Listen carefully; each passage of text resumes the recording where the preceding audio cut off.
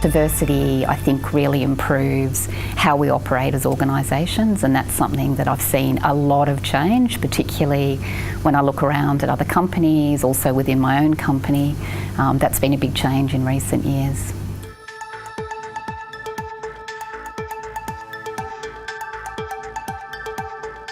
I think employees more and more have much higher expectations of their employers, absolutely. There's no doubt people have a much higher desire to be part of decision making, to be part of making change, and they are very much part of driving changes in the workplace environment. I think these days, if you're not thinking about workplace flexibility, providing a very flexible work environment, about ensuring that people are working in teams, really driving decision making, really owning a lot of the work they're doing, you're going to have a lot of trouble recruiting and retaining the best of our talent. I do not sit in the same desk every day. Yeah. I move around a lot. I'm often in meetings, and so I'm carrying my little bag from meeting to meeting, but I will spend time in focus zone, time in collaboration zone. I love it. Yeah. When you come into the office in the morning, there's a real buzz, there's energy, there's people chatting, people talking to each other. You know, you've got people from clinical sitting next to people in marketing, you know, someone from sales sitting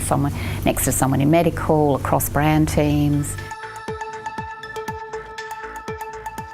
So it's something that we've communicated to our employees. We feel very passionately about it. You know, as a company, we are a leader in ensuring that we ensure that there is no discrimination. There's, you know, we absolutely support everybody to have the freedom to choose to live the way that they want to work and live the way that they want to do so. So we support marriage equality.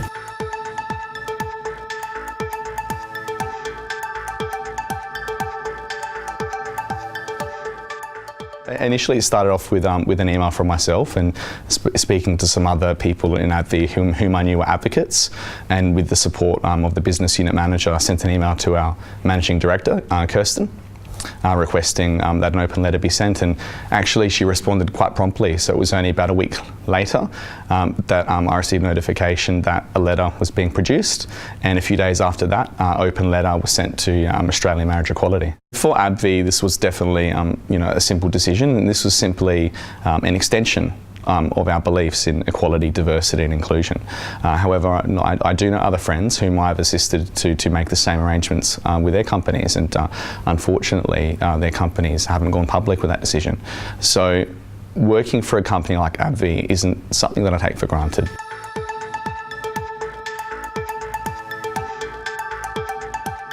The reason I had 3 years off is because not only I went back to work after I had each child, but then my third child, she's severely mentally and physically disabled, so I had to quit working.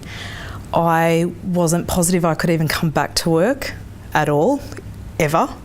But then this wonderful opportunity came up at AbbVie, and it was only a 3-month contract. So I thought, look, it's a perfect opportunity to give it a go and see how it works out. I wasn't sure whether I could work at all, whether I could fit it into my lifestyle. I'm at the hospital every week. And I started off at 2 days, over 3 days, and I've gradually worked my way up to 4 days because they are so understanding and so flexible. And I think I'm showing them a great example because, you know, becoming a mother, you lose a lot of your identity, and having a disabled child, it's isolating, definitely isolating. And the opportunity that they gave me to be a good role model for my girls, show them that I can get up, go to work every day, it's great. As long as I'm doing my hours and I'm getting my work done, they're happy.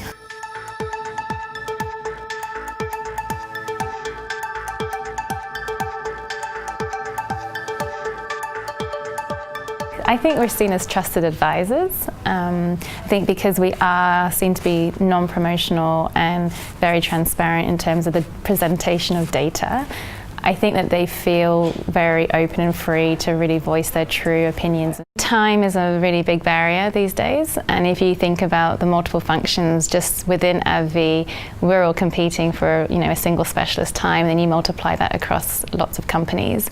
So I think during the time that you have, you've got to add value, and whether that be by, it could be very practical things like compassionate requests for drug, or medical information about, for example, what's the latest data about pregnancy in terms of using your drug. So I think you've got to listen to what they're asking you and provide that information in a very timely manner, and be a great person about it so they actually enjoy spending time with you. I mean, I say to a lot of people, as an MSL, yes, the scientific knowledge is important, but to get in front of a specialist, to have those scientific conversations, they've got to want to see you.